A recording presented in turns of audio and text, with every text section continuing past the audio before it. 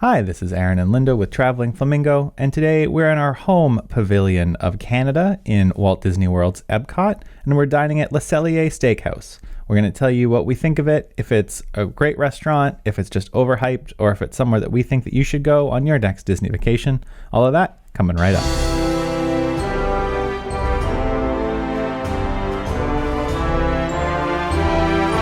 So let's start with atmosphere and theming.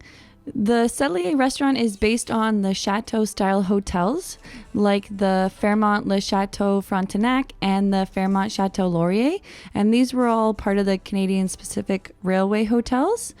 So the idea is that you're going down into a cellar. There's a lot of stone arches and candlelight. It's pretty dark down there, like a cellar, and there are no windows. So don't book here if you think you're going to be watching the fireworks at Epcot, because you won't see anything. Even though it is a fine dining signature restaurant, you don't have to worry about dress code, as most people are going as they're enjoying the parks for the day, so you can go in wearing your park attire. Yeah, the Canadian chateau-styled hotels are beautiful. Banff, for instance, we have been to, and we actually have a video of, so if you're interested in that or ever think about going to Banff, go ahead and check out that video.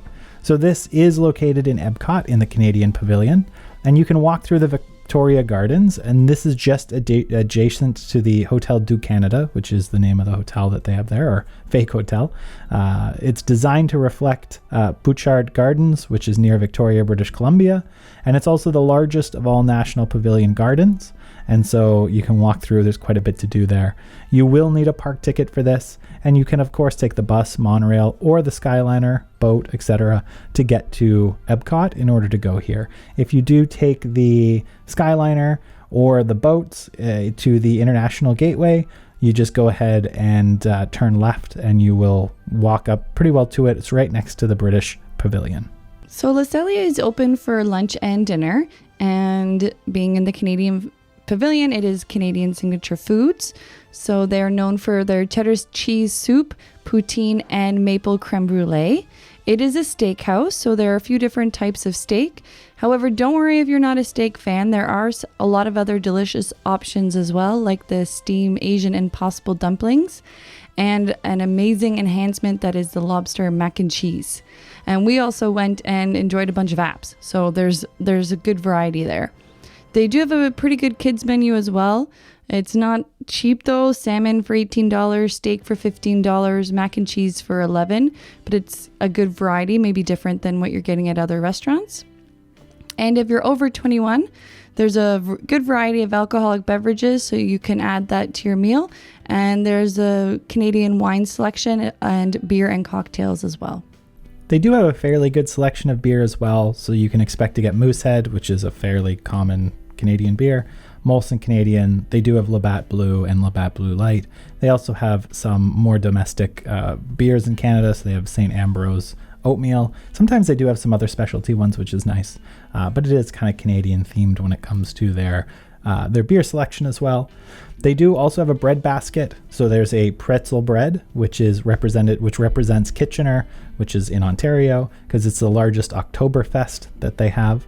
And there's also a sourdough, and that represents the Northwest Territories, who have a sourdough festival. So they do kind of tie in Canadiana, if you will.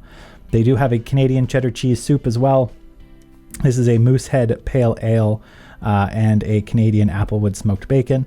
It's $13. If you do have some of the bread left over or ask for more, it's great to dip in there. I know a lot of people really love the cheddar cheese soup. We enjoyed it. Probably not our favorite. I don't think I've ever had cheddar cheese soup in Canada, but hey, it was pretty good. There's also the Le Cellier signature poutine.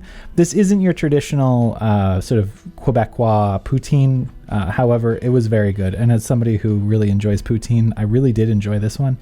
It's fresh cut fries, Canadian cheddar, truffle, red wine reduction, and that's $14. The red wine was really, really good on it.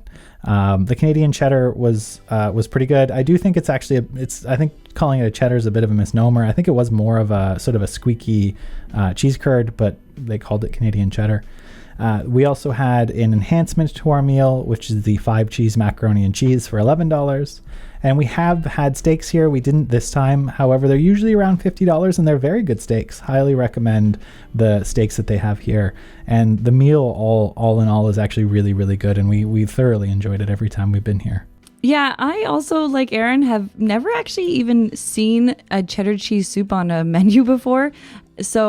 But we thought I should try it, and we tried it. And it was good, but it was very thick. I did enjoy dipping the bread in it more and almost treating it more like a dip. And the poutine was awesome.